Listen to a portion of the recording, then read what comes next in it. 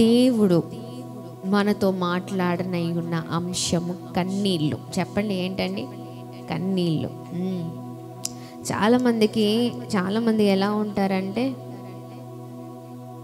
ఏదో ప్రార్థిస్తున్నారంటే ప్రార్థిస్తున్నారు కదా, ఏదో ప్రార్థించాలి కాబట్టి చెయ్యాలి, లేకపోతే ఈ సమయంలో ఇక్కడ ప్రార్థన చెయ్యాలి అంటున్నారు కాబట్టి ప్రార్థన చేయాలి. 21 రోజుల ఉపవాస ప్రార్థనలో చాలామంది ఎలాంటి ప్రార్థన అంటే సారము లేని ప్రార్థనలాగా ఉంటుంది కొద్దిమందివి, అంతేనా? అంటే ఏదో పెదవులతో చేసే ప్రార్థన కాకుండా మనము ఏమి నేర్చుకోవాలంటే కన్నీళ్ళతో చేసే ప్రార్థనగా మన ప్రార్థన ఉండాలి. ఆమేన్. కన్నీళ్ళు ఎప్పుడొస్తాయి చెప్పండి? కన్నీళ్ళు ఎప్పుడొస్తాయి?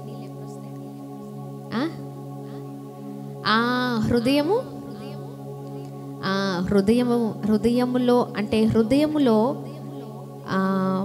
మన బాధను వ్యక్తపరిచినప్పుడు అవి ఎలా ఉంటాయంటే ఆ హృదయంలో నుంచి వస్తున్న వేదన కన్నీళ్ళతో మనం తెలియజేస్తూ ఉంటాం. అంటే హృదయం నుంచి వస్తుందంటే అది మనసారా చేస్తున్న ప్రార్థనగా ఉంటుంది, అంతేనా బ్రదర్? కన్నీళ్ళతో చేసే ప్రార్థనగా మన ప్రార్థన ఉండాలి. చాలామంది నోటితో మాత్రమే చేస్తారు, నోటితో చెయ్యాలి కాబట్టి చెయ్యాలి కదండి, అలా ఉండద్దు. మన ప్రార్థన కన్నీళ్ళతో అంటే హృదయంలో నుంచి వచ్చే ప్రార్థనగా ఉండాలి. ఆమేన్. హృదయ వేదన ఎప్పుడు కలుగుతుంది చెప్పండి? మనం సమస్తాన్ని అంగీకరించినప్పుడు కదండి. మనం ఏ విషయంలో అయినా ఒప్పుకున్నప్పుడు, లేకపోతే ఏ విషయంలోనైనా మరి దేవుని చేతులకు మన జీవితాన్ని అప్పగించినప్పుడు, ఇంకా లేదా కొన్ని విషయాలలో దేవా ఇంత భయంకరమైన పరిస్థితిలో ఉన్నానయ్యా సహాయము చేయండి అని మనస్ఫూర్తిగా మనము వ్యక్తం చేసినప్పుడు మాత్రమే కన్నీళ్ళు రాగలుగుతాయి. అంటే మన ప్రార్థన సంపూర్ణమైన ప్రార్థనగా ఉన్నప్పుడు మాత్రమే కన్నీళ్ళతో మరి మనం ప్రార్థిస్తాం. అంటే ఈ రోజున మన అనుభవం కన్నీళ్ళతో కూడిన ప్రార్థన అనుభవము, ఈ అనుభవము రావాలి మనకి. ఆమేన్. గట్టిగా చప్పట్లు కొడుతూ ప్రభు నామాన్ని మహిమ పరుద్దాం. ఎంతమంది ఇంతవరకు కన్నీళ్ళతో ప్రార్థన చేశారు? చేతులు ఎత్తండి. కన్నీళ్ళతో చేసిన వారు ప్రార్థన. ఆమేన్, ఆమేన్, ఆమేన్. దేవుడు మిమ్మల్ని దీవించును గాక. కన్నీళ్ళతో విత్తబడితే కన్నీళ్ళతో విత్తువాడు కన్నీళ్ళతో విత్తితే పంట కోస్తాం. అర్థమవుతుందా? కన్నీళ్ళతో చూడండి, ఒక మాటని మీకు చెప్తాను మీకు అర్థమయ్యేటట్టు. బాగా కష్టపడి పంట వేస్తాం. బాగా కష్టపడ్డాం అనుకోండి, బాగా శ్రమ పడ్డాం అనుకోండి, చాలా కష్టపడి కష్టమోర్చి పని చేసామనుకోండి, ఏం చేస్తామండి? ఏం చూడగలుగుతాం మనం? అధికమైన విస్తారమైన పంట, ఏ పంట వేస్తామో ఆ పంటను కోయగలుగుతాం, అంతే కదా. కొద్దిమంది నిర్లక్ష్యం చేస్తూ ఉంటారు. ఏముందిలే, అది మనం చేస్తూనే ఉంటాం, అది పని జరుగుతూనే ఉంటుంది, ఏం పర్లేదు. కొద్దిమంది టేక్ ఇట్ ఈజీగా తీసుకుంటారు, ఏదో సులువుగా తీసుకుంటారు. అందరు వేశారు, మనం వేసాము అంతే, ఆ కాలాన్ని బట్టి పంట వస్తుందంటే కుదిరిద్దా? కుదరదు కదండి. అంటే ఎవరైతే కష్టపడతారో, ఎవరైతే శ్రమ పడతారో, ఎవరైతే మరి ఓర్పు కలిగి ఉంటారో, ఎవరైతే సహనంతో ఉంటారో, ఎవరైతే చాలా ప్రయాస పడతారో వారి ప్రయాసకు తగ్గట్టుగా ఫలితాన్ని చూస్తారు. ఆమేన్. దేవుని నామానికి మహిమ కలుగును గాక. కొద్దిగా పిండి తీసుకొని ఇంత పెద్ద రొట్టె రావాలంటే వస్తుందా చెప్పండి? ఇంతే పిండికి ఇంతే రొట్టె, అదే ఇంత పిండికి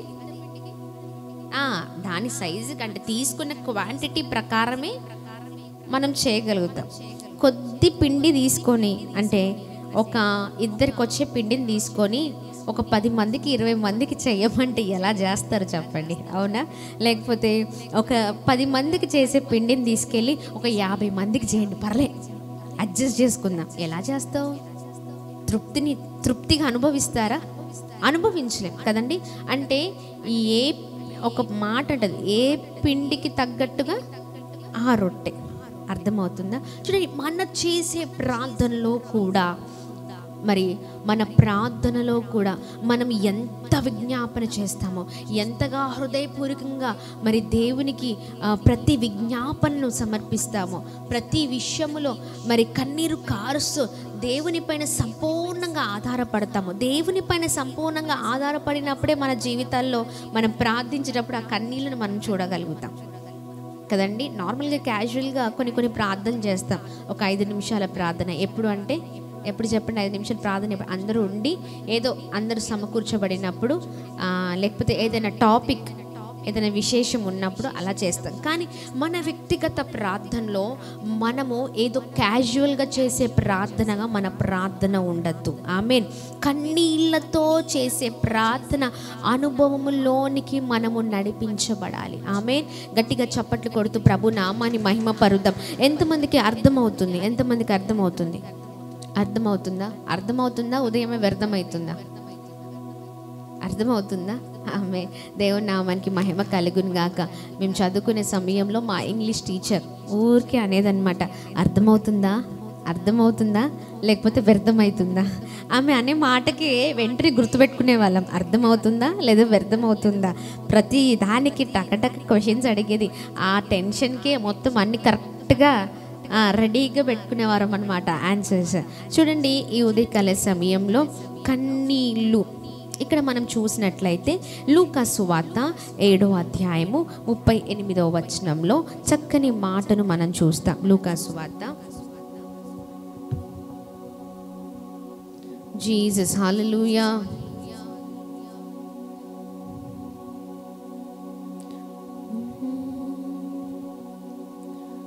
లూకా సువార్త 7వ అధ్యాయం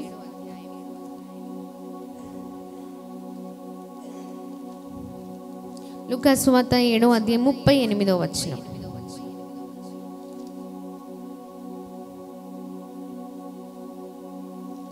చదువుతారా ఎవరైనా?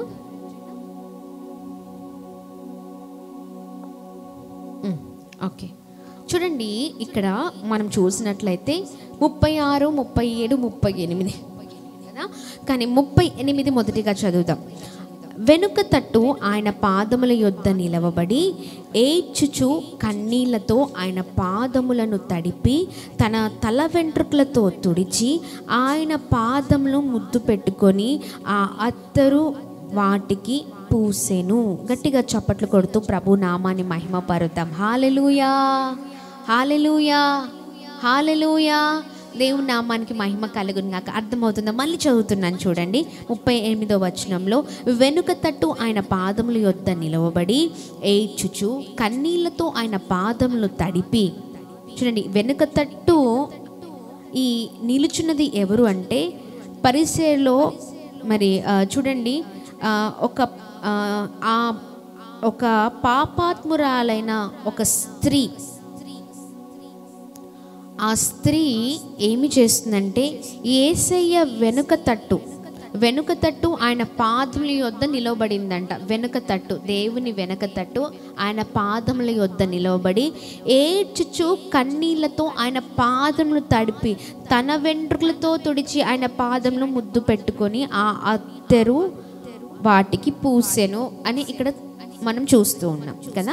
ముందు 36, 37 వచనాలు మనం చూసినట్లే పరిసయ్యుల్లో ఒకడు తనతో కూడా భోజనము చేయవలనని ఆయన అడిగెను. ఆయన ఆ పరిసయ్యుని ఇంటికి వెళ్ళి భోజన పంక్తిని కూర్చుండగా ఆ ఊరిలో ఉన్న పాపాత్మురాలైన ఒక స్త్రీ యేసు పరిసయ్యుని ఇంట భోజనమునకు కూర్చున్నాడని తెలుసుకొని ఒక బుట్టిలో అత్తరు తీసుకొని వచ్చి ఇలా చేసిందంట. చూడండి, గట్టిగా చప్పట్లు కొడుతూ ప్రభు నామాన్ని అందరం కలిసి మహిమ పరుద్దాం. హల్లెలూయా. పాపాత్మురాలైన స్త్రీ ఎక్కడికి వచ్చింది? యేసయ్య దగ్గరికి వచ్చింది. ఎక్కడికి వచ్చిందండి? యేసయ్య దగ్గరికి వచ్చి ఆమెకి ఎందుకు అంత వేదన కలిగింది చెప్పండి? ఎందుకు ఆమెకు కన్నీళ్ళు వస్తున్నాయి చెప్పండి? పాపాత్మురాలైన స్త్రీకి కన్నీళ్ళు ఎందుకు వస్తాయి? ఆమె హృదయంలో ఉన్న బాధను వ్యక్తం చేసుకుంటుంది. ఆమె తప్పును ఒప్పుకుంటుంది కదండి. పాపాత్మురాలు మరి ఆ దేవుని దగ్గరికి వచ్చినప్పుడు, యేసు ప్రభు వారి దగ్గరికి వచ్చినప్పుడు అందరు చూసి ఉండొచ్చు కదా, ఏంటి ఈమె రావడం ఏంటి? పాపం చేసే వాళ్ళని ఎలా చూస్తారండి? చాలా భయంకరంగా చూస్తూ ఉంటారు. అందులో ఈమె పాపాత్మురాలైన స్త్రీ అని రాయబడి ఉంది ఇక్కడ కదా. ఆమెని అందరూ వెలివేస్తూ ఉంటారు, తృణీకరిస్తూ ఉంటారు. కానీ ఒక మనసులో ఒక ఆలోచన పుట్టింది, ఆయన దగ్గరికి వస్తే నా పాపాలు తుడవబడతాయి. నా కన్నీళ్ళతో ఆయన ఏంటండి చాలా చక్కగా నా కన్నీళ్ళు ఆయన పాదాల దగ్గర విడిచితే నా జీవితంలో అద్భుతము జరుగుతుంది అనుకుంది. ఆమేన్. అందుకని ఆమె కన్నీళ్లను అక్కడ విడిచింది. ఆమేన్. గట్టిగా చప్పట్లు కొడుతూ ప్రభు నామాన్ని మహిమ పరుద్దాం. కన్నీటి అనుభవం అంతవరకు ఆమె బ్రతుకు చాలా ఘోరమైన బ్రతుకు. అంతవరకు ఆమె జీవితం అసలు ఎందుకు పనికిరాని జీవితంగా ఉంది. కానీ ఎప్పుడైతే కన్నీళ్ళతో మరి ఆ కన్నీళ్ళు దేవుని పాదాల దగ్గర విడిచిందో చూడండి. అక్కడ మనం చూసినట్లయితే కింద 39వ వచనంలో చక్కని మాట రాయబడింది. ఆయనను పిలిచిన పరిసేడు ఇది చూచి ఈయన ప్రవక్త అయిన ఎడల తన్ను ముట్టుకొనిన ఈ స్త్రీ ఎవతియో ఎటువంటిదో ఎరిగి ఉండును, ఇది పాపాత్మురాలు అని తనలో తాను అనుకొనెను. అందుకు యేసు, సీమోను, నీతో ఒక మాట చెప్పవలనని ఉన్నానని అతనితో అనగా అతడు, బోధకుడా చెప్పమనెను.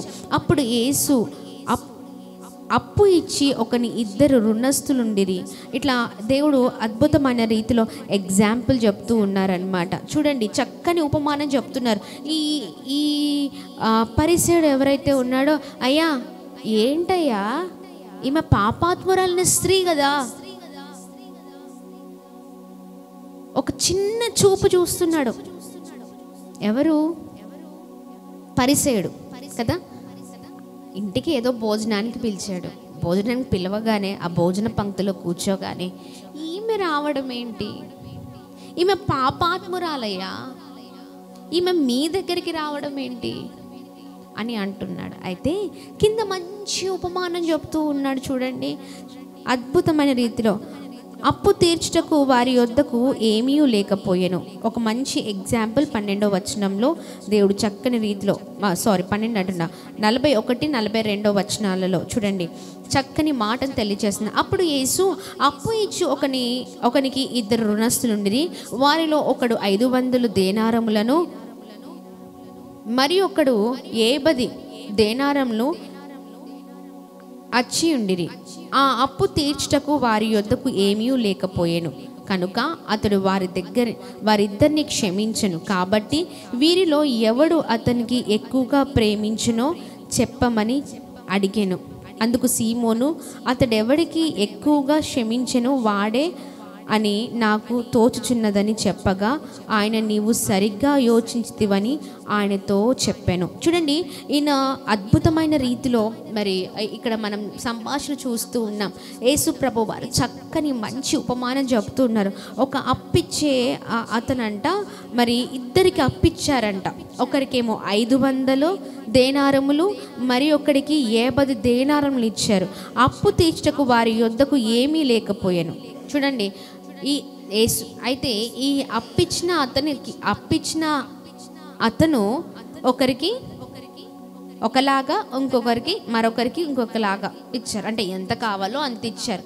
అయితే అప్పు తీర్చడానికి వారి దగ్గర ఏమీ లేదు. అర్థమవుతుందా? అప్పు తీర్చడానికి వారి దగ్గర ఏమీ లేదు. ఏమీ లేనప్పుడు అంటే ఈ ఇచ్చిన అతను ఎవరిని ఎక్కువగా క్షమిస్తారు?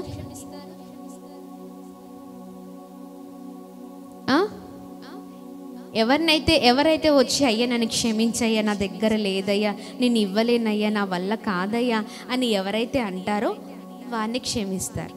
అవునా? అంతేనా?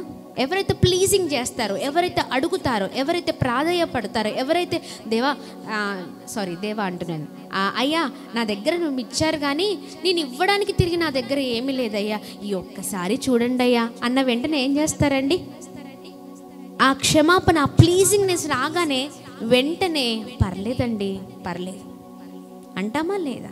ఇలాంటి ఉదాహరణ ఉపమానాన్ని యేసు ప్రభు వారు ఆ పరిసనికి చెప్పారంట. గట్టిగా చప్పట్లు కొడుతూ ప్రభు నామాన్ని మహిమపరుద్దాం. హల్లెలూయా, హల్లెలూయా. చూడండి, అందుకనే ఇక్కడ అద్భుతమైన మాటలు మనం చూస్తున్నాం. 44వ వచనంలో ఆ స్త్రీ వైపు తిరిగి సీమోనుతో ఇట్లా, నేను ఈ స్త్రీని చూచుచున్నావే, నేను నీ ఇంటిలోనికి రాగా నీవు నా పాదములకు నీళ్ళియ్యలేదు, కానీ ఈమె తన కన్నీళ్లతో నా పాదములను తడిపి తన వెంట్రుకలతో తుడిచెను. గట్టిగా చప్పట్లు కొడదామా? హల్లెలూయా. చూడండి, అద్భుతమైన మాటలు. ఇక్కడ ఆ పరిసడు అంటున్నాడు, ఈమెనా ఏంటి? ఈమెనా? ఈ స్త్రీయా? ఈమె పాపాత్ముడైన స్త్రీ కదా. అర్థమవుతుందండి? అన్నప్పుడు వెంటనే ఈ ఉపమానం చెప్పి, చూడు, నీ ఇంటికి నేను వచ్చా, నువ్వు పిలిచావని ఇంటికి వచ్చా. ఇంటికి రాగానే ఏం చేయాలండి? పద్ధతి ఏం చేయాలి చెప్పాలి? కాలు కడుక్కోవడానికి నీళ్ళు ఇవ్వాలి. ఈయన ఇచ్చాడా?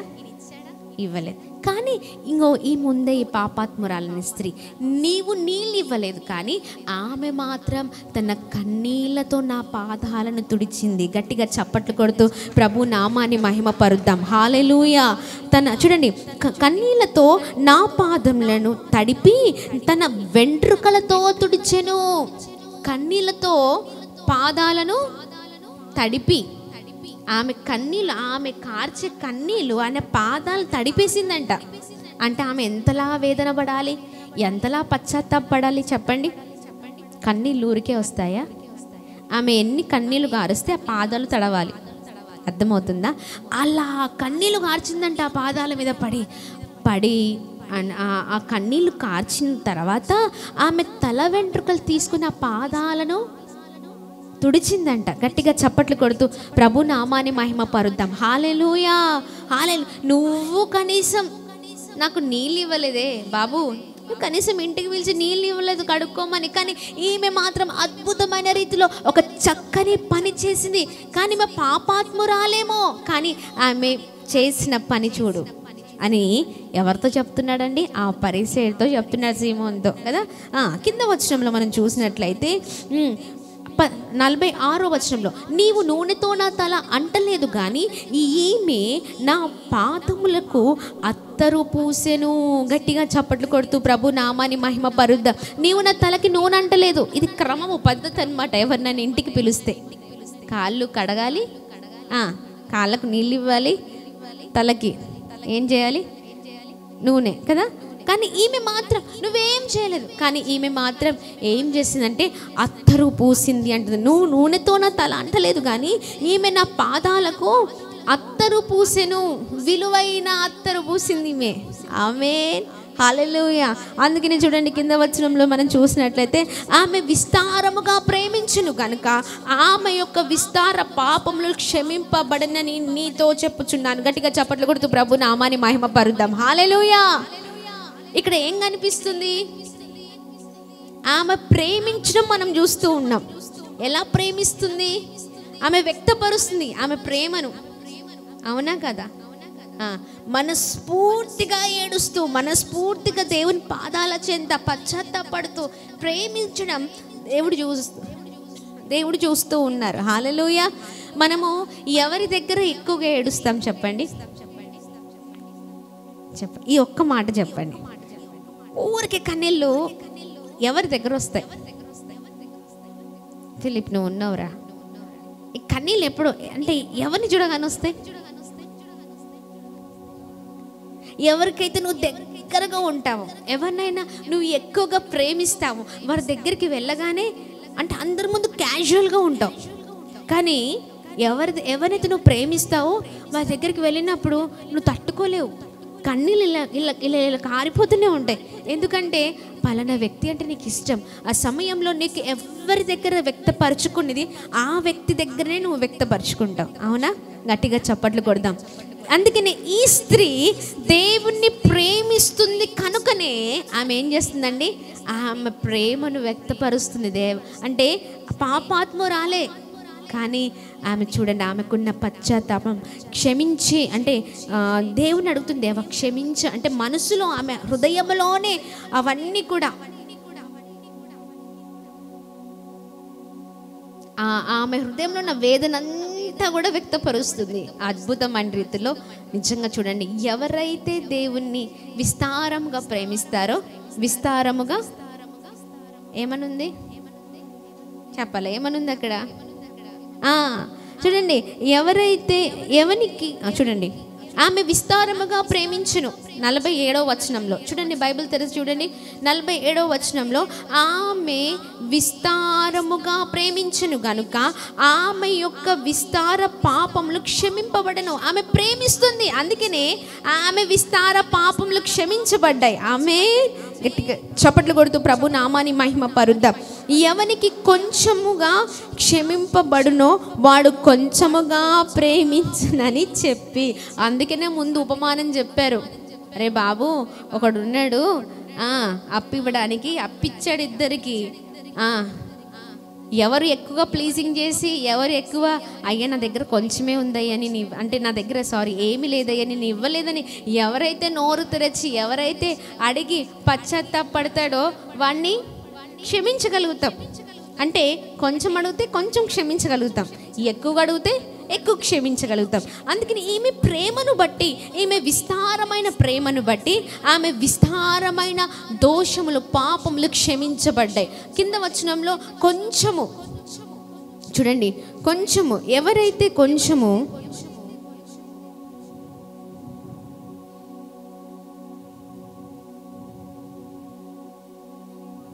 ఎవనికి కొంచెముగా క్షమింపబడునో వాడు కొంచెముగా ప్రేమించినని చెప్పి నీ పాపములు క్షమింపబడి ఉన్నవని ఆమెతో అనేను. అప్పుడు ఆయన కూడా భోజన పంక్తిలో కూర్చుండిన వారు పాపములు క్షమించుచున్న ఇతడెవరని ఓకే చూడండి. అందుకని ఇదంతా ఈమె చేసింది కనుక ఈమెను ఏమంటున్నారంటే, ఎవరిని? పాపాత్మురాలనే స్త్రీని ఏమంటున్నారు? యేసుప్రభు వారు, నీ పాపములన్నీ క్షమించబడ్డాయమ్మా, నువ్వు వెళ్ళొచ్చు. ఆమేన్, ఆమేన్. ఎందుకు ఈ మాట వచ్చింది? పాపములు క్షమించబడ్డాయని. ఆమె కన్నీళ్లను కుమ్మరిస్తూ ఏడిచింది ఆమె పాపాల కొరకు. ఆమేన్, ఆమేన్. ఆమె పాపాల నిమిత్తము ఆమె కన్నీళ్లు కారుస్తూ దేవుని పాదాలను తడిపింది. చాలా హృదయంలో వేదన అంతా వ్యక్తపరుచుకుంది. ఆమె పాపాన్ని బట్టి, నేను చాలా పాపాత్మురాలి, నా పాపము నుంచి విడుదల చేయమని లోన అడుగుంది అనుకుంటా కదండి. ఆమె ఎంత వేదన వ్యక్తపరుస్తే అన్ని కన్నీళ్ళు వస్తాయి. అందుకే నేను చివరిలో అంటున్నా, నీ పాపాలు క్షమించబడ్డాయమ్మా. ఆమేన్. దేవుని నామానికి మహిమ కలిగి గట్టిగా చప్పట్లు కొడుతూ ప్రభు నామాన్ని మహిమ పరుద్దాం. అందుకనే చూడండి, మనము ఎప్పుడు కూడా మన ప్రార్థన అనుభవము ఏమి చేస్తుందంటే, చూడండి, ఈ కన్నీళ్లతో కూడిన ప్రార్థన అనుభవం ఏమి చేస్తుందంటే మనల్ని చాలా చక్కగా నడిపిస్తుంది. ఆమె దేవుని దగ్గర దేవుణ్ణి ఇష్టపడేవారు దేవుని దగ్గర అసలు ఎలా కన్నీరు కార్చి ప్రార్థన చేస్తారో తెలుసా? దేవుని అడుగుతారు. దాంట్లో చాలా పశ్చాత్తాపంతో కూడిన, తగ్గింపుతో కూడిన ప్రార్థనగా మనము దాన్ని చూడొచ్చు. ఆమేన్. మనం ఎంతగా ఆయన దగ్గరికి వచ్చి కన్నీళ్లు కారుస్తూ కేవలం ఆయన పైననే ఆధారపడి మనం ప్రార్థించామో, దేవుడు ఎలాంటి దేవుడు అంటే విస్తారముగా దీవించే దేవుడై ఉన్నారు. ఆమేన్. ఆమె ప్రేమను బట్టి, ఆమె విస్తారమైన ప్రేమను బట్టి ఆమె విస్తారమైన పాపములు క్షమించబడ్డాయి. గట్టిగా చప్పట్లు కొడుతూ ప్రభు నామాన్ని మహిమ పరుద్దాం. హల్లెలూయా, హల్లెలూయా. ఈ ఉదయకాల సమయంలో మనలో, మన ప్రార్థనలో కూడా ఏమి ఉండాలంటే కన్నీళ్లతో కూడిన ప్రార్థన, పశ్చాత్తాపంతో కూడిన ప్రార్థన, వేదనతో కూడిన ప్రార్థన. దేవుడు అంటే ప్రేమ, ఆసక్తి. ఈమె దాంట్లో మనం అన్నీ చూసాం కదండి. అలాంటి భక్తిగా ఉండాలి. ఆమె పాపాత్మురాలే, కానీ ఆమె చివరిలో దేవుని దగ్గర ఆమె చేసిన మరి ఆమె ఎవరు ఏమంటారో, లేకపోతే ఎవరు ఏమనుకుంటారో, యేసయ్య ఏమనుకుంటారో, పక్కవారు ఏమనుకుంటారో, ఆ పరిసెడు ఇంటికే వచ్చి మరి చేస్తున్నాం కదా, పరిసెడు ఏమనుకుంటారని ఎవరి వైపు చూడలేదు. అంతే, ఎవరి వైపు చూడలేదు, కానీ దేవుని వైపే చూసింది. ఎందుకంటే ఆయన దగ్గరే క్షమాపణ అని. గట్టిగా చప్పట్లు కొడదామా? హల్లెలూయా. అందుకనే కన్నీళ్లతో కూడిన ప్రార్థనగా మన ప్రార్థన ఉండాలి. ఆమేన్. ఏ ప్రార్థన? కన్నీటి ప్రార్థన. మనము చేసే ప్రార్థన వ్యక్తిగతంగా దేవునితో నీవు గడుపుతున్నప్పుడు ఆ సమయంలో ప్రతి విషయాన్ని బట్టి నువ్వు కన్నీళ్ళతో ప్రార్థించాలి. ఆమేన్. కన్నీళ్ళు ఎప్పుడు వస్తాయంటే నీ హృదయంలో మొదటిగా నువ్వు దేవుని ప్రేమించినప్పుడే ఆయన దగ్గరే అన్ని వ్యక్తపరుచుకుంటావు. అది మొదటిగా. రెండవదిగా నీ హృదయంలో అంటే ఉన్న బాధ అంతా కూడా అన్ని విషయాలను మొదటిగా దేవునితో చెప్పడం కదండి. తర్వాత తగ్గించుకుంటూ అన్నిట్లో దేవుని వెతుకుతూ అన్ని విషయాలను ఇంక్లూడ్ చేస్తుంది ఆ ప్రార్థన. హల్లెలూయా. అందుకనే కన్నీళ్లతో సంపూర్ణంగా దేవుని పైన డిపెండ్ అయ్యి, దేవుని పైన ఆధారపడి సంపూర్ణంగా, దేవా నీవే నా దిక్కు, నీవే నా ఆధారం, నీవే నన్ను కాపాడే దేవుడవు, నీవే నన్ను క్షమించే దేవుడవు, నీవే నా పట్ల దయ చూపించే దేవుడవు. ఆమేన్, ఆమేన్. దేవుని నామానికి మహిమ కలుగును గాక. చూడండి ఎంత అద్భుతమైన మాటలు. ఎంతమంది ఉదయకాల సమయంలో బలపరచబడుతూ ఉన్నారు. ఆమేన్, హల్లెలూయా.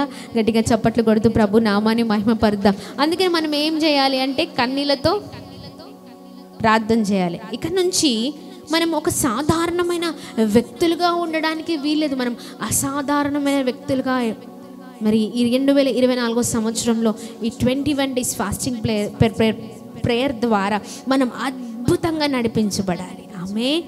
దేవుని నామానికి మహిమ కలుగును గాక.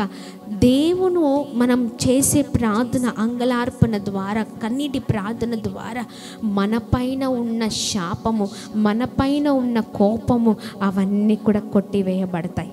ఆమేన్, ఆమేన్. పాపాత్మురాలు ఒకటి గమనించిన, ఆమె పాపాత్మురాలు. ఆమెకి ఎలాంటి శిక్ష ఉండాలి మీకు అర్థమవుతుందా? పాపం చేసేవారికి ఎలాంటి శిక్ష ఉంటుంది? భయంకరమైన శిక్ష ఉంటుంది కదా, భయంకరమైన శ్రమ ఉంటుంది, భయంకరం, ఇంకా మనం చెప్పనవసరం లేదు. కానీ ఆమె చూడండి, చివరిలో ఆమె పశ్చాత్తాపడి దేవుని దగ్గరికి వచ్చింది. దేవుని దగ్గర పశ్చాత్తాపడుతుంది, అడుగుతుంది. అందుకనే దేవుడు అద్భుతమైన రీతిలో ఆమె చేసిన కన్నీళ్ళ ప్రార్థన ద్వారా ఆమె జీవితంలో మొత్తం సీనంతా రివర్స్ అయిపోయింది. ఆమె అర్థమవుతుందా? పాపాత్మురాలకి కఠినమైన శిక్ష ఉంటుంది, కఠినమైన ఏంటంటే ట్రీట్మెంట్ జరుగుతుంది. కానీ ఆమె చేసిన ఆ కన్నీటి ప్రార్థన ద్వారా, ఆ హృదయంలో వ్యక్తపరిచిన మరి దేవ నన్ను క్షమించమని అడిగింది చూడండి, మనస్ఫూర్తిగా దేవుని పైన ఆధారపడింది చూడండి. దాని ద్వారా ఆమె శాపము, ఆమె పాపము, ఆమెకున్న శిక్ష కొట్టివేయబడింది. అందుకని లాస్ట్లో చూడండి, నీ పాపము చదవండి, అక్కడ ఏం రాయబడి ఉంది? పాపములు క్షమించుచున్నాను, నీ పాపములు క్షమించబడి ఉన్నవి అని ఆమెతో చెప్పిన 48వ వచనంలో. నీ పాపములు క్షమించబడ్డాయి. ఇంకా అంతే. దేవుని నుంచి ఆ మాట వస్తే ఎంత గొప్ప ధన్యత కదండి. ఆమె ఘోరమైన పాపాత్మురాలు ఉన్న స్త్రీ, ఇప్పుడు శరీరంలో భయంకరమైన వ్యాధి ఉంది. ఆ వ్యాధిని మొత్తం కొన్ని సంవత్సరాల నుంచి వ్యాధి, కొన్ని సంవత్సరాల నుంచి దీర్ఘకాలపు వ్యాధి, చాలా వేదన, చాలా శోధన, చాలా బాధ. ఒక అడుగు వేయలేం, ఒక అడుగు వెనకకు వేయడం, ముందేయలేం, కూర్చోలేం, ఏం చేయలేం. కానీ దేవుడు నీ శరీరంలో వ్యాధంతా తొలగించబడింది, నువ్వు సంపూర్ణ స్వస్థత చేత నింపబడ్డావు అనగానే చాలా చక్కగా యాక్టివ్గా నడవడం, కూర్చోవడం, దునకడం, ఎగరడం, అన్ని పనులలో ఉండడం ఎలా ఉంటుందండి చెప్పండి? అవునా కదా? ఇది కూడా అంతే. నీ పాపాలు క్షమించబడ్డాయి అంతే అని ఆమెతో చెప్పారంట. గట్టిగా చప్పట్లు కొడదామా? అద్భుతం. అందుకని మనం ఏమి చేయాలి అంటే మన ప్రార్థనలో కన్నీళ్ళు ఉండాలి, కన్నీటితో ప్రార్థించే వారిగా ఉండాలి. ఎలా ప్రార్థన చేయాలి చరణ్? పడుకొని ప్రార్థన చేయడం కాదు, కన్నీళ్ళతో ప్రార్థన చేయాలి. చూడండి, అందుకనే మనము మన ప్రార్థనలో, మన వ్యక్తిగత ప్రార్థనలో మనము ఈ కన్నీటితో చేసే ప్రార్థన ద్వారా, అంటే ఈ హృదయముతో చేసే ప్రార్థన ద్వారా దేవునితో ఎక్కువగా కనెక్ట్ అవుతాం. ఆమె ఏ విషయాల్లో బాధపడుతున్నామో, ఏ విషయంలో వేదన పడుతున్నామో అది దేవుని సన్నిధిలో దేవుని ప్రేమిస్తూ దేవునికే వ్యక్తపరుచుకుంటూ దేవునికి మనం అన్నీ చెప్తున్నప్పుడు ఏం చేస్తానంటే దేవుడు నీకున్న కష్టాన్ని, నీకున్న నష్టాన్ని, నీకున్న శ్రమని, నీకున్న ఇబ్బందిని, నీకున్న వేదన్ని, నీకున్న బాధని, సమస్తమైన వాటిని కొట్టివేసి అద్భుతమైన రీతిలో నిన్ను ఉన్నత స్థితిలో దేవుడు ఉంచుతారు. ఆమె నీ కన్నీళ్లను నాట్యముగా చేసే దేవుడు ఆయన. ఆమె నీ కన్నీళ్లను తుడిచే దేవుడు ఆయన. నువ్వు కన్నీరు కారుస్తుంటే ఊరికే చూసే దేవుడు కాదు, ఆయన కార్యము చేసే దేవుడు. గట్టిగా చప్పట్లు కొడుతూ ప్రభు నామాన్ని మహిమపరుద్దాం. హల్లెలూయా, హల్లెలూయా. అందుకనే మనం కన్నీటి అనుభవంలోని నడిపించబడాలి. ఆమేన్. గట్టిగా చప్పట్లు కొడుతూ ప్రభు నామాన్ని మహిమపరుద్దాం. హల్లెలూయా.